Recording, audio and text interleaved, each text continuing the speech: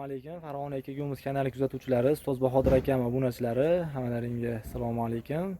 Men Muhammad Yusuf bo'laman, Farg'ona Marg'ilon vakili, ustoz Bahodir akam shogirdlari bo'laman, katta shogirdlari. Xudo xolasa, bugungi videolarimizda sizlarga Beshariqda chiqargan biya gumuzlarimizdan bir qator ma'lumot berib o'tamiz hozir. Ustozimiz aytganlaridek, Farg'onaga, Qo'qonga, Beshariqqa 1600 tonnaga shartnoma qilingan edi va shartnomaga asosan biya gumuzlarimiz Beshariqqa MTP garajga yetib kelgan. Biya gumuzlarimizni fermerlarga jo'natish jarayonimiz davom etyapti. Hozir deyarli 1600 tonna biya gumuzimiz deyarli hammasi kelib tushgan bu joyimizga. Bitta juda ham ko'p edi, biya gumuzlarimiz juda ham ko'p edi. Bu joydagilarda kunliga emas, 2 kun, 3 kundan beri tinmay jo'natyapti. Shopirlarda mana shopirlar ortyapti. 8 ta 10 ta shopir bemalol toshyapti kuniga. Bu akamizga ham yuklanadi hozir. Bularga ham yuklanyapti fermerlarga.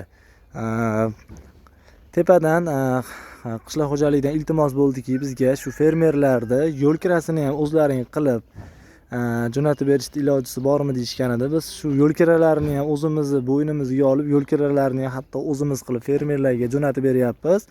Maqsadimiz shu prezidentimizning qarorlarini davomiy bo'lishini istagan holatda prezidentimizning qarorlarini oxiriga yetkazish maqsadida davomiy bo'lishi uchun harakat qilyapmiz qo'limizdan kelganicha.